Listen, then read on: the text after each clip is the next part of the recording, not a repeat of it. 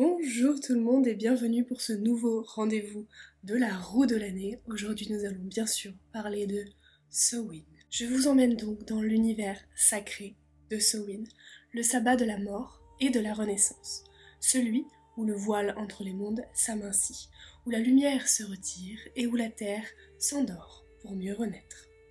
C'est la dernière fête de la roue de l'année païenne, le moment où l'on clôt un cycle avant d'en entamer un autre. Samhain, c'est le passage, la mémoire, la transformation. On honore nos ancêtres, on laisse mourir symboliquement ce qui n'a plus lieu d'être, on rend alors grâce au cycle de la vie, et on se prépare à renaître plus fort, plus conscient. Nous allons d'abord faire un grand point sur l'histoire de Samhain, parce que ce sabbat est très riche en histoire et nous allons plonger au plus profond de ses racines. Samhain a tout d'abord des origines celtiques. Les racines de Samhain plongent dans l'Irlande ancienne il y a plus de 2000 ans. Le mot Samhain vient du vieil irlandais et signifie littéralement la fin de l'été. Pour les Celtes, l'année ne commençait pas en hiver mais à la tombée de la lumière. C'était la fin de l'année païenne, le moment où la saison claire laissait place à la saison sombre. Cette nuit-là, on croyait que les frontières entre le monde des vivants et celui des morts s'effaçaient. Les druides, figures sacrées de la société celtique, éteignaient tous les feux dans tous les foyers avant d'allumer un feu sacré sur une colline. Ce feu représentait la lumière éternelle, la purification et la protection contre les esprits errants. Chaque foyer rallumait ensuite sa flamme domestique, sa cheminée, à partir de ce brasier commun, symbole de lien et d'unité. De colline en colline, les villages se transmettaient le feu, perpétuant ainsi la vie du soleil au cœur de la nuit. Mais si certains participaient à ces rituels, d'autres préféraient rester enfermés chez eux. En effet, la nuit de Samhain était redoutée. On disait que les âmes des défunts revenaient, accompagnés parfois d'esprits plus sombres. Les foyers restaient alors clos, les volets fermés et seuls les feux sacrés continuaient de briller. Et le seul moment où les gens sortaient et souhaitaient célébrer cette fête, ils se déguisaient. Ils portaient des masques plus effrayants les uns que les autres, en peau d'animaux, en fourrure, ou faits avec les produits de la terre, de la boue, toute autre chose, pour effrayer. Ils se déguisaient non pas pour faire peur aux autres humains, mais pour se fondre, disait-on, parmi les esprits errants, pour qu'ils ne puissent pas reconnaître ce qui était humain de ce qui était esprit, et qu'ils soient laissés tranquilles. Je vous l'explique plus en détail dans ma vidéo sur le sujet. Mais Samhain n'était pas seulement une célébration du souvenir, c'était aussi la nuit des présages. Les Celtes croyaient que dans ce moment suspendu, le voile entre les mondes permettait d'entrevoir l'avenir, et que la nature elle-même murmurait des messages. Les druidesses et les voyants pratiquaient alors diverses formes de mantique, donc de divination, pour interroger les esprits, les ancêtres ou les éléments. On y pratiquait alors la divination pour y entrevoir l'année à venir, ou encore pour deviner son futur mari. Voici quelques-unes des techniques les plus connues, encore attestées dans le folklore irlandais et écossais. Vous vous doutiez bien que je ne pouvais pas passer à côté et ne pas vous citer certaines divinations. Alors c'est parti. Il y avait la pomme de Samhain, donc le apple bobbing, où on jetait des pommes dans un grand bassin d'eau, symbole d'immortalité et de connaissance. Les jeunes devaient alors les attraper avec la bouche, et la première personne à y parvenir était censée se marier ou trouver l'amour dans l'année à venir. Cette coutume a perduré sous une forme plus ludique à la fête d'Halloween, vous la connaissez d'ailleurs peut-être, mais à l'origine, elle symbolisait la connexion entre le monde des morts, l'eau, et la vie éternelle, la pomme. Dans le même esprit, il y a une forme de divination que vous faisiez peut-être quand vous étiez jeune. Nous, on le faisait parfois à la cantine. Le but était de prendre une pomme, de la peler tout entière en essayant de faire un seul lambeau de peau. Si on y parvenait, on le jetait alors par-dessus notre épaule. Cette pelure de pomme formait parfois une lettre, et cette lettre était censée être la lettre de votre futur mari. Et cette coutume vient de Samhain et des jeunes filles irlandaises qui faisaient ça pour essayer de connaître la première lettre de leur futur époux. D'autres mangeaient une pomme à minuit, en se coiffant devant un miroir. Après quelques minutes, leur promis était censé apparaître derrière elles, dans le reflet. Ce rituel dérive de la croyance selon laquelle le miroir est un portail entre les mondes, comme l'eau des anciens bassins sacrés. On retrouve cette idée dans les pratiques de catoptromancie, toujours présentes dans les arts divinatoires contemporains. Certaines femmes glissaient aussi des plantes sous leurs oreillers avant de s'endormir, dans l'espoir de rêver de leur futur mari la nuit de Samhain. Il y avait aussi la lecture dans les flammes et les cendres du feu qui était créé pour Samhain. Pendant ce grand feu de Samhain, les druides interprétaient les danses des flammes, la forme des braises ou encore la direction de la fumée. Chaque mouvement était perçu comme un signe des esprits. Une flamme vive annonçait prospérité. Une flamme qui s'éteignait vite présageait un hiver difficile. Aujourd'hui encore, cette pratique s'est transformée et nous l'utilisons maintenant sous le nom de pyromancie ou la divination par la flamme de bougie, souvent utilisée dans les rituels modernes de Samhain. Mais les druides faisaient aussi attention aux présages naturels. Le chant du vent, le vol des corbeaux ou le hurlement des chiens étaient interprétés comme des messages des ancêtres. Ces lectures divinatoires se sont transformées dans la pratique moderne en augures et en tirages intuitifs liés aux éléments.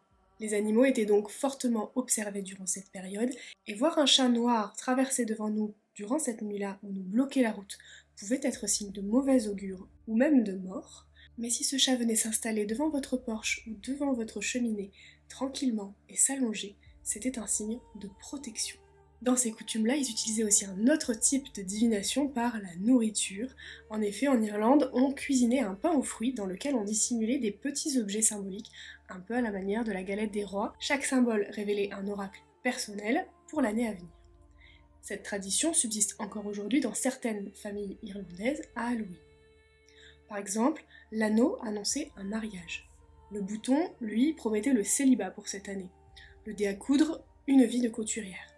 Le haricot signifiait la richesse, le morceau de tissu, la pauvreté. Le petit pois signifiait la misère. Et un bâton, une vie de lutte ou de douleur. Souvent ça signifiait si on était un homme qu'on battait sa femme. Ces jeux étaient à la fois légers et sacrés, une manière d'accepter que la vie, comme la mort, reste un mystère fait de chance et d'épreuves. Les aliments de Samhain étaient d'ailleurs porteurs d'une forme symbolique. En Irlande, on préparait des plats à base de pommes de terre et de choux, dont une part était réservée aux fées, les Aos Si, anciennes divinités celtiques devenues gardiennes de l'autre monde. Ces êtres féeriques étaient censés pouvoir traverser les portails ouverts entre les mondes lors de cette nuit unique, en même temps que les autres esprits. Les hommes, pour se protéger, commencèrent donc à se déguiser, espérant se fondre parmi eux pour ne pas être reconnus, comme je vous l'ai dit. C'est de là que viennent nos costumes et nos farces. À l'origine, une manière d'imiter les esprits pour qu'ils nous laissent en paix. N'hésitez pas à aller voir ma vidéo dédiée pour plus de détails. Ainsi, même si les formes ont évolué, l'esprit divinatoire de Samhain perdure à travers des jeux et des traditions que l'on fait parfois même sans s'en rendre compte. Et pour découvrir plus en détail les différents types de divination qu'on utilise actuellement, du feu, de l'eau, des cartes, des runes, etc., je t'invite à regarder ma vidéo dédiée sur le sujet, que je te mettrai dans le petit i. Si Samhain est profondément ancré dans la culture irlandaise, ses racines s'étendent jusqu'à la Gaule, notre territoire d'aujourd'hui. À Lyon, autrefois Lugdunum, du nom du dieu Lugos, les archéologues ont découvert une table de bronze, le calendrier de Coligny, datant du 1er siècle. Ce calendrier gaulois mentionne le mois de Samonios, l'équivalent continental de Samhain. On y lit Trinox Samoni, qui veut dire les 3 nuits de Samonios, correspondant donc à 3 nuits potentielles de Samhain dans les textes irlandais. Les festivités duraient alors sûrement 3 jours, marquant la fin de l'été et l'entrée dans la saison sombre. Mais cette table aurait été datée encore d'avant les Irlandais, donc peut-être que Samhain est en réalité né en Gaule. Et je trouve ça très intéressant et complètement fou. Je l'ai vu dans un documentaire que l'une d'entre vous m'a conseillé. Merci à toi, d'ailleurs merci pour ton soutien, pour tes messages, pour tes petits commentaires, ça me fait toujours très plaisir. Je vous mets le lien de ce documentaire en barre d'infos parce qu'il est très intéressant. Je ne vais pas tout reprendre là-dedans, mais je reprends pas mal de choses que j'ai découvert aussi dans ce documentaire, donc je vous invite à aller le voir si ça vous intéresse. Les Gaulois et les Celtes d'Irlande partageaient donc une même spiritualité. En Irlande, on honorait le dieu Lugh, dieu solaire, artisan et poète. En Gaule, on vénérait Lugos, son équivalent. Tous deux incarnaient la lumière, la création et le savoir. Ainsi, Samhain est aussi française qu'irlandaise, et ça me fait vraiment personnellement plaisir. Nos ancêtres gaulois suivaient les mêmes cycles, célébraient les mêmes passages et partageaient la même vision du monde. La France a simplement oublié cette part ancienne. Et si aujourd'hui nous fleurissons les tombes à la Toussaint, sans lien religieux avec Halloween, c'est peut-être inconsciemment un héritage très lointain de Samhain. Mais pour comprendre comment cette fête s'est transformée, il faut retourner en Irlande, là où la légende a pris vie. L'une des histoires les plus célèbres liées à Samhain est celle de Jack O'Lantern. Jack, un forgeron avare et rusé, trompa un jour le diable en lui demandant de se changer en pièces de monnaie pour payer sa boisson. Il glissa la pièce dans sa poche où se trouvait une croix, et le diable resta piégé. Jack finit par le libérer à condition qu'il ne réclame jamais son âme. À sa mort, Saint Pierre lui refusa le paradis, et le diable lui refusa l'enfer. Condamné à errer entre les mondes, Jack reçut un charbon ardent qu'il plaça dans un navet creusé pour s'éclairer. Depuis, il erre, porteur de sa lanterne. Les habitants, craignant de croiser son âme, creusaient eux aussi des navets lumineux pour le tromper et l'éloigner, lui faisant croire qu'il voyait son propre reflet et qu'il devenait fou. Lorsque les Irlandais émigrèrent en Amérique, ils remplacèrent le navet par une citrouille plus facile à sculpter et abondante sur le continent. Ce symbole de la lanterne, à l'origine protecteur, rappelle la flamme de Samhain, celle qui éclaire dans la nuit, guide les âmes et éloigne les ombres. Cette histoire de Jack O'Lantern, il y a plusieurs versions. Je vous invite à aller voir du coup le documentaire dans lequel il y a une autre version, mais j'ai trouvé ça intéressant de faire un complément. Au XIXe siècle, la grande famine d'Irlande força des milliers de familles à quitter leurs terres pour rejoindre les États-Unis. Avec elles emportèrent leurs coutumes, leurs chants et leurs croyances. Dans les communautés irlandaises, on continua d'allumer des lanternes, de se déguiser et de raconter les légendes de Jack. Peu à peu, ces traditions se mêlèrent à la culture américaine. Les enfants passaient de maison en maison, les fêtes s'organisaient autour des récoltes et des jeux avec les pommes.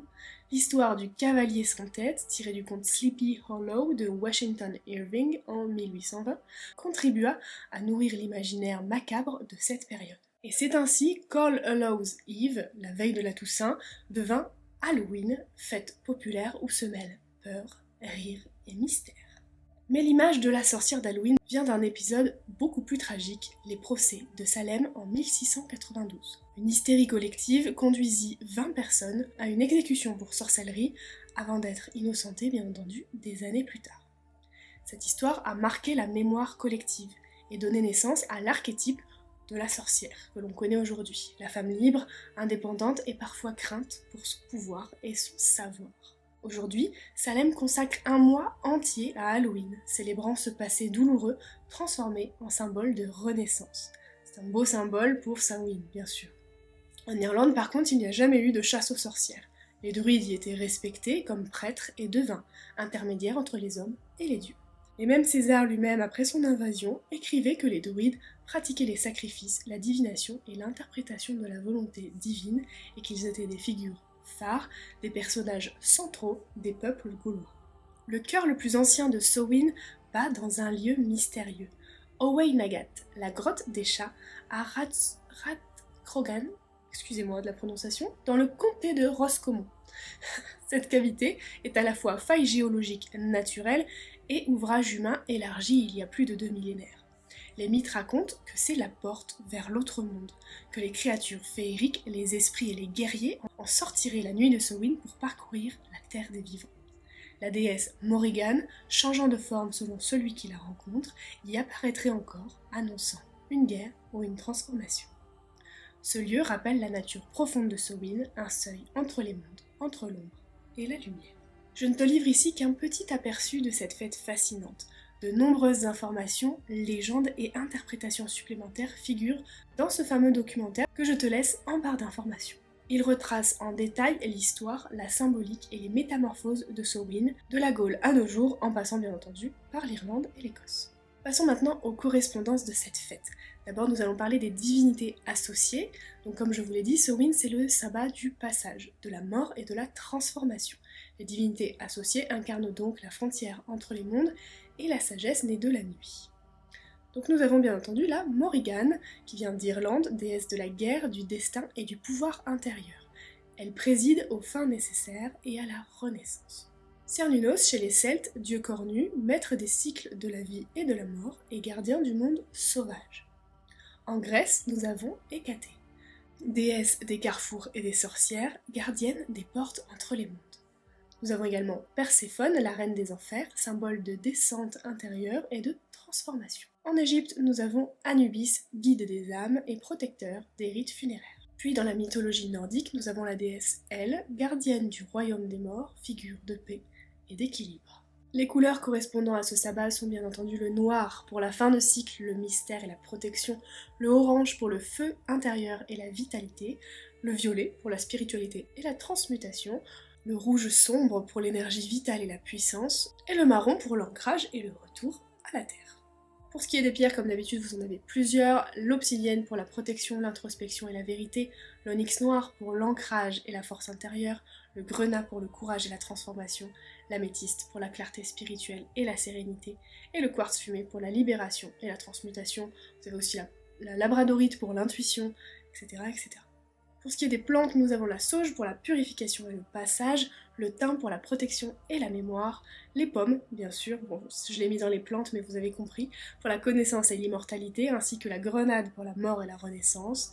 Nous avons aussi le romarin pour le souvenir, l'armoise pour la clairvoyance et les rêves, et la châtaigne pour la force et l'abondance. Pour ce qui est des animaux, nous avons le corbeau pour la transformation et le fait que ce soit un messager spirituel, le hibou ou la chouette pour la clairvoyance et la sagesse, le chat noir, gardien du seuil, la chauve-souris, renaissance dans l'ombre, le loup pour l'instinct et la guidance intérieure, et même le cerf pour le passage et le renouveau. Je vais te proposer maintenant différentes manières de célébrer Samhain, mais reste ici, nous avons un gros rituel qui t'attend après, ou alors un rituel plus simple à base de tirage de cartes. Je te laisse patienter et n'hésite pas à aller sur mon compte Instagram sur lequel je poste des compléments avec de nouveaux tirages de cartes, avec d'autres choses. N'hésite pas à aller voir parce que ça peut être intéressant, c'est complémentaire en fait à ma vidéo. À Samhain, le plus important c'est d'honorer ses ancêtres. Allumer une bougie pour eux, placer leurs photos, des choses qu'ils aimaient, avoir une pensée pour eux, leur parler, leur écrire une lettre, peu importe, mais vénérer vos ancêtres. Vous pouvez les remercier pour leur présence, les remercier pour leur héritage. C'est quelque chose qui est très puissant dans les traditions de Samhain et qui sera fortement apprécié de vos ancêtres. Vous pouvez faire un rituel de libération en écrivant ce que vous souhaitez laisser partir. C'est une très bonne période d'introspection, donc vous pouvez faire aussi du shadow work. N'hésitez pas à aller voir ma vidéo sur le sujet, puisque je vous ai fait 3 vidéos les unes après les autres pour la préparation à Samhain, un shadow work, et d'ailleurs on en aura besoin pour le rituel d'après, donc n'hésitez pas à aller voir ça. Vous pouvez faire donc un rituel de divination, tirage de cartes, d'oracle en demandant quelle leçon dois-je intégrer avant le renouveau, quel message mes ancêtres ont-ils pour moi, quelle énergie guidera mon année spirituelle, etc. Vous pouvez faire ce qu'on appelle un repas du souvenir. Vous préparez un repas en conscience, quelque chose de chaud et de réconfortant, c'est mieux. Vous préparez la table, vous mangez et vous laissez une assiette disponible sur la table pour vos ancêtres ou pour les âmes de passage. Pareil, c'est quelque chose qui est très respecté dans les anciennes traditions. L'important, normalement, c'est de manger également en silence et avec gratitude. Vous pouvez aussi faire une petite marche spirituelle, aller à l'extérieur et puis observer les signes de mort et de renaissance de la nature. Pendant cette marche, vous pouvez ramasser un objet symbolique à poser sur votre autel. N'oubliez pas de remercier la nature pour cet objet, mais ça peut être pas mal comme idée. Et puis la nature, ça permet de se ressourcer, de poser ses idées, de réfléchir à soi, et je trouve que c'est un très beau moment d'introspection pour Samhain. Après, vous pouvez faire aussi une célébration collective ou familiale, par exemple allumer une chandelle, ou alors si vous avez une cheminée, carrément allumer la cheminée. Chacun peut déposer une intention ou une gratitude, un souvenir dans ce feu. Ce feu devient alors le témoin du passage vers la nouvelle année spirituelle, mais si votre famille n'est pas là-dedans, n'hésitez pas à allumer quand même un feu, et je sais pas moi, à partager un moment ensemble dans la gratitude. Des jeux de société, regarder un film, peu importe, mais un moment où vraiment on partage la convivialité. Nous allons maintenant passer au rituel guidé et je vais vous le lire parce que j'ai mis un petit moment à l'écrire et à savoir comment j'allais le formuler. Donc, ce rituel, comme je vous l'ai dit, vient en continuité du travail d'introspection que tu as fait hier, que vous avez fait hier normalement, ou que vous avez fait juste avant, parce que vous pouvez le faire juste avant, c'est pas un souci, dans la vidéo sur le shadow work et sur les 12 domaines de la vie. Nous en aurons besoin pour ce rituel, parce qu'hier tu as observé ton ombre et aujourd'hui tu vas la transformer. Tu vas donc prendre 3 papiers différents et 2 bougies différenciables. Le mieux c'est une noire, une blanche, mais tu peux prendre 2 couleurs qui te plaisent, ou tu peux graver des symboles sur l'une et l'autre pour les différencier. Avant tout ça, tu peux faire le rituel de préparation à Samhain, mais quoi qu'il en soit, il faut que tu prépares ton espace, que tu le purifies, que tu fasses un cercle de protection pour être protégé et ne laisser entrer que ce qui a besoin d'entrer dans ton cercle. Tu peux appeler donc tes guides, tes ancêtres, Dieu, ce en quoi tu crois, pour t'aider avant ton travail de shadow work d'introspection ou avant ce rituel, pour qu'il t'aide à y voir clair et à avoir les idées vraiment désembrouillées, j'ai envie de dire. Sois attentif durant toute la durée du rituel sur les idées qui peuvent te venir spontanément. Même si elles semblent être des idées parasites auxquelles tu n'as pas envie de penser, prends un temps pour t'attarder dessus, c'est peut-être plus important que ce qu'il n'y paraît et peut-être que tu dois justement t'attarder dessus. Tu vas alors allumer tes bougies et reprendre ton papier sur les 12 domaines de la vie que tu as remplis avec les questions. Sur le premier papier, en haut, tu vas écrire « Je libère ». Pour chacun des 12 domaines, tu vas écrire une chose que tu souhaites laisser partir. Une peur, une croyance, un comportement, une émotion, peu importe. À chaque fois, tu vas réécrire « Je libère » devant chaque phrase. Par exemple, « Je libère la colère que je ressens par rapport à quelque chose ». Vous pouvez même détailler si vous en connaissez réellement la cause en disant « Je libère ma croyance limitante de j'ai compris qu'elle venait de tel comportement, de telle blessure, et je choisis de la laisser partir ». Vous pouvez être aussi spécifique que vous le souhaitez, ça c'est pas un souci, et au contraire, c'est encore mieux. Une fois fini, pour l'instant tu le poses devant ou sous ta bougie noire, comme tu le souhaites, sans plier le papier, juste tu poses ta liste dessous ou à côté. Sur le deuxième papier, tu vas écrire « Je guéris ». De la même manière, pour chacun des 12 domaines, écris ce que tu souhaites apaiser, équilibrer. Tu poses ce papier entre les deux bougies, pour le moment. Sur le troisième papier, tu écris « Je fais naître ». Et pour chacun des 12 domaines, encore une fois, tu vas écrire une intention claire, une graine à planter dans ton année à venir, quelque chose de nouveau, de neuf, que tu n'as encore jamais fait, ou une idée que tu as eue mais que tu n'arrives pas à implanter dans ton quotidien, vraiment quelque chose de nouveau. Une fois fait, place-le sous ou à côté de la bougie blanche. Si mon nez rougit au fur et à mesure du temps, c'est normal, je ne fais que me moucher, je suis malade. Déjà, je galère à vous filmer cette vidéo parce que j'ai ma voix qui arrête pas de se casser, mais je ne me voyais pas ne pas vous sortir la vidéo de Sowin à temps, c'était pas possible, pas envisageable, donc on s'y remet. Ensuite, tu t'installes dans le silence. Tu peux prendre un petit temps de méditation, mais il faut pas que les bougies aient le temps de se consumer entièrement, parce qu'il y aura quelque chose à faire ensuite après. Donc soit tu le fais maintenant, ce petit temps-là, soit tu le feras ensuite. Pour ma part, j'aime bien le faire tout de suite, comme ça je suis tranquille, et ensuite je prends mon temps de méditation, ou je prends mon temps de cohérence cardiaque, etc. Pendant que les bougies continuent de se consumer, tu vas relire ta liste « Je libère » en premier. Tu relis tout, puis tu dis « Je rends à la terre tout ce qui m'alourdit, je laisse mourir ce qui n'a plus sa place dans ma vie. » Tu brûles ce papier pour l'offrir à l'élément feu, t'en libérer, ou alors tu peux l'enterrer.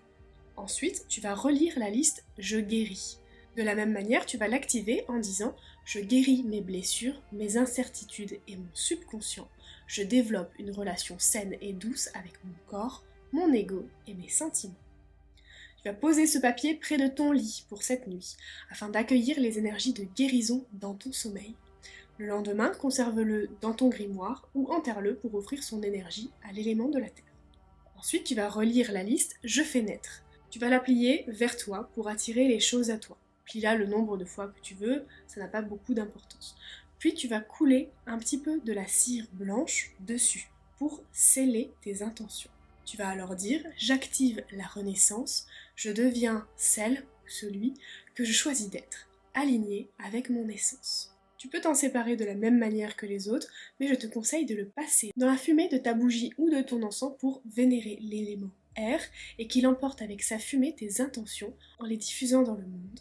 Et ensuite, le conserver dans ton grimoire, moi c'est ce que j'aime bien faire, ou alors sur ton autel, pour pouvoir les relire plus tard. Si tu ne l'as pas fait avant, prends donc un temps pour respirer, faire une méditation, faire de la cohérence cardiaque, le temps que les bougies finissent de se consumer. Tu peux te visualiser dans ta nouvelle vie, ton énergie, ta voix, ton attitude, ta manière d'agir, de parler, d'interagir avec les autres, avec les énergies, avec le monde et avec toi-même. Ressens-toi en train de devenir ce nouveau toi, celui qui te rapproche en réalité beaucoup plus de ton toi véritable. Inspire profondément cette image et ancre-la en toi. Tu viens d'ouvrir symboliquement ton nouveau cycle. Sowin devient ton passage intérieur vers la renaissance. S'il y a trop d'étapes, si t'as pas le temps de faire tout ça, pas de matériel, ne t'inquiète pas, j'ai autre chose pour toi, les tirages de cartes.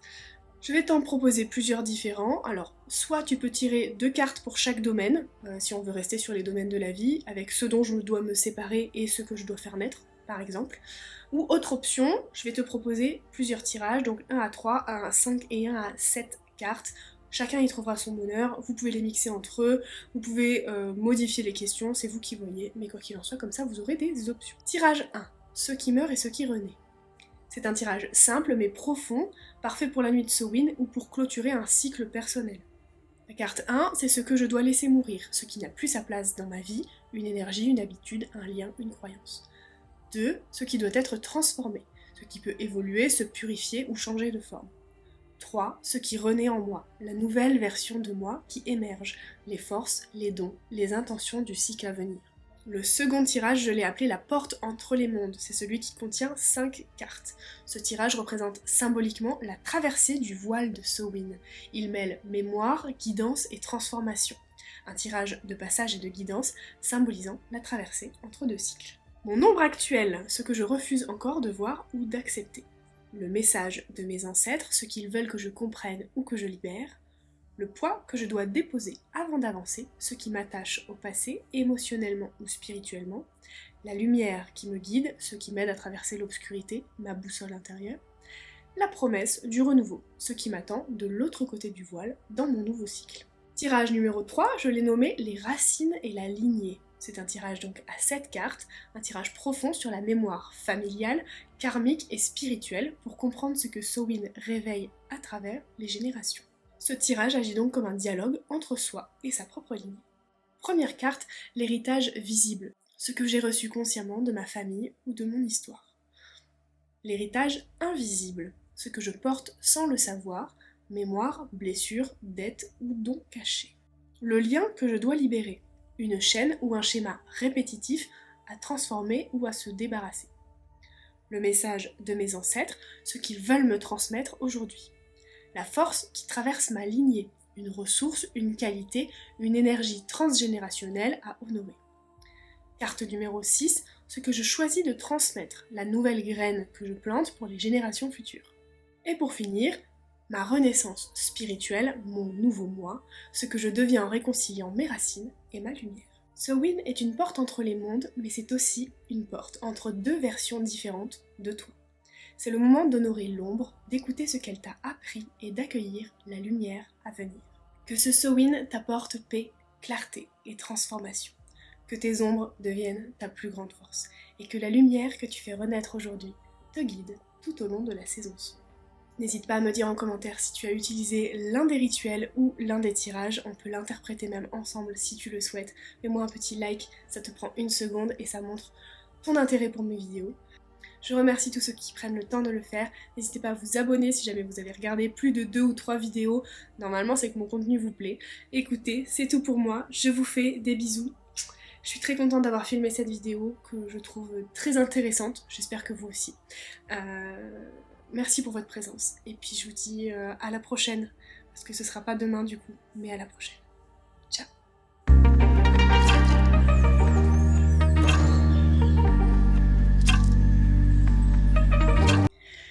Petite parenthèse pendant ce bonus, je n'ai pas refilmé une vidéo Easy Ezo parce que ça n'a pas eu l'effet escompté. Je pensais que ça allait beaucoup vous plaire et au final pas tant que ça. Donc par contre je vais essayer de faire un post Easy Ezo sur mon compte Instagram comme j'avais fait pour le mois d'octobre. Je vais le faire pour le mois de novembre, avec les pleines lunes principales, etc. Si jamais vous voulez suivre, n'hésitez pas à aller sur mon compte Instagram parce que je vous poste les pleines lunes et les nouvelles lunes. Mais là, c'est un peu compliqué parce que j'ai filmé aujourd'hui et ça doit sortir aujourd'hui, la vidéo, en sachant que je bosse. J'ai pas encore fini le post de Samhain qui doit sortir également aujourd'hui. Et demain, normalement, comme on est en novembre, il faut que je sorte le Easy Ezo de novembre, le post sur Instagram. Ça va être compliqué. Donc donnez-moi de la force, donnez-moi des commentaires, donnez-moi des likes. Je vous attends parce que ce mois-ci a été compliqué. J'ai été malade, j'ai dû jongler entre le boulot, la famille avec les enfants, les enfants de mon conjoint, les vacances, le sport. Enfin, ça a été un peu compliqué, donc j'ai pas pu vous faire de vidéos tous les jours, mais je vous en ai fait quand même beaucoup, donc j'espère que cette série de vidéos vous a plu. Moi en tout cas ça m'a plu de le faire, ça m'a plu de vous faire plaisir aussi, et puis J'espère que ça vous aura servi, que ça vous aura appris des choses.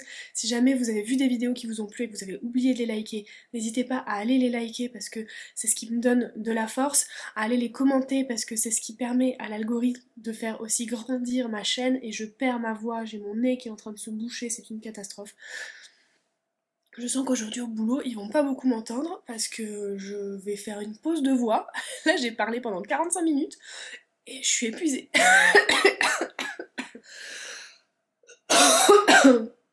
Bon, j'espère que vous n'êtes pas aussi malade que moi. Et puis voilà, je vous fais des bisous. Et merci d'avoir regardé ce bonus jusqu'à la fin. Vous êtes ceux qui regardent le bonus. Si vous l'avez regardé jusqu'à la fin, je vais faire comme les autres youtubeuses parce que des fois ça vous encourage. Si vous l'avez regardé jusqu'à la fin, mettez-moi un emoji en commentaire. Mais qu'est-ce qu'on met en commentaire? Qu'est-ce qu'on met en commentaire? Je ne sais pas. Une petite bougie. Voilà, une petite bougie pour célébrer Sowin, pour allumer de la lumière dans mes commentaires. Ah, c'est beau ça! Mettez-moi une petite bougie pour allumer de la lumière dans mes commentaires. Oh waouh! Bon allez, je vous laisse parce que j'ai pas le temps, faut que je me prépare pour le boulot et je vais clairement pas y aller comme ça parce que je ne fais pas un boulot où je peux être maquillée comme ça. Mais quoi qu'il en soit, allons-y, c'est parti. Bisous!